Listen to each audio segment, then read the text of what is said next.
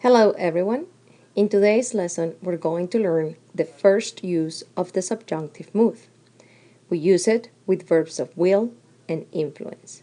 So let's begin. So far we have been learning about the present, the preterite, and the imperfect.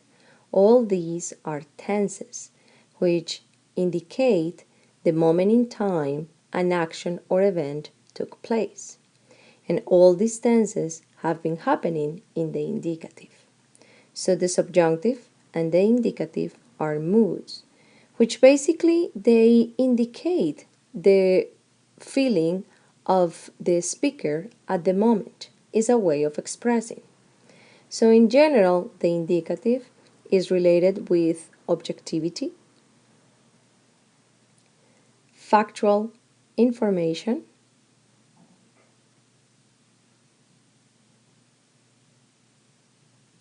and certainty.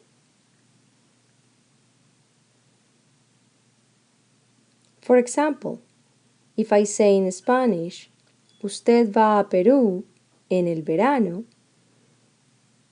I'm indicating with certainty that the person, usted, is going to Peru in the summer. Contrary to the indicative, the subjunctive is related with expressions of uncertainty, subjectivity. When we want to express doubt or denial, or we want to give recommendations, among other uses. In general, there is a future component to what we are saying. So the subjunctive is not as common in English as it is in Spanish. However, let's take a look at this sentence. It is important that he try to study often. So, it is important is an expression that triggers the use of the subjunctive. Then we have the conjunction that, and the verb he try is the form of the subjunctive in English. So now that we have an idea about what is the subjunctive mood, let's take a look at how to form the present subjunctive of regular verbs. Let's begin with those that end in AR. For example, the verb hablar. All you have to do is drop the AR and replace it with the letter E. Yo hable, tú hables, él, ella, usted hable, nosotros hablemos, ustedes, ellos y ellas hablen. In the case of regular verbs ending in ER and IR, the ending is exactly the same. So you drop the ending ER and replace it with A. For instance, yo coma, tú comas, él, ella, usted coma. Now, if it's the verb escribir, it's exactly the same. So, for example, nosotros escribamos, ellos, ellas escriban.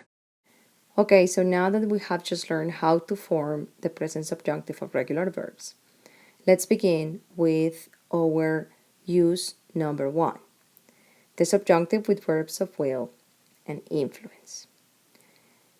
So when we use the subjunctive in Spanish, in general, we have a sentence with 2 different clauses.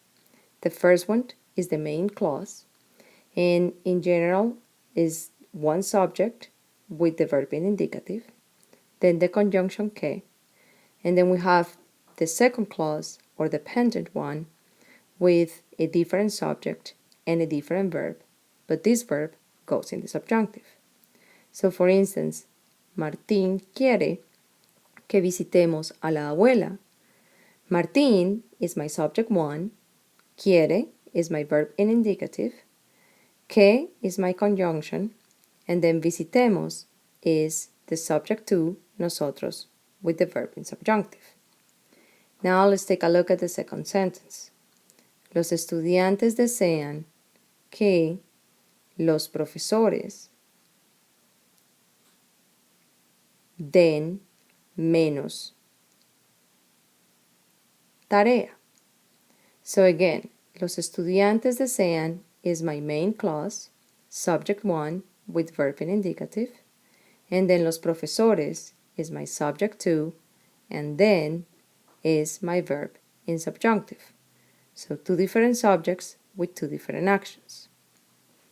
So now let's take a look at the verbs and expressions of will and influence that trigger the use of the subjunctive in Spanish.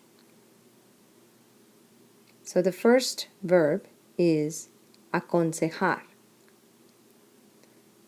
to advise. Desear, to wish. Exigir, to demand. Gustar. Hacer. Importar, to matter. Insistir, to insist. Mandar, to order, kind of like ordering someone around. Necesitar, oponerse a, to object or to oppose. Pedir, preferir. Prohibir, to prohibit or to forbid. Proponer, to propose. Querer, recomendar, to recommend. Rogar, to beg. Sugerir, to suggest. So if I say, recomiendo que duermas 9 horas, then the subject 1 is yo, I recommend, that, my conjunction que, you sleep, tú duermas, is my subject 2, and the verb goes in the subjunctive. Okay, and that's it for today.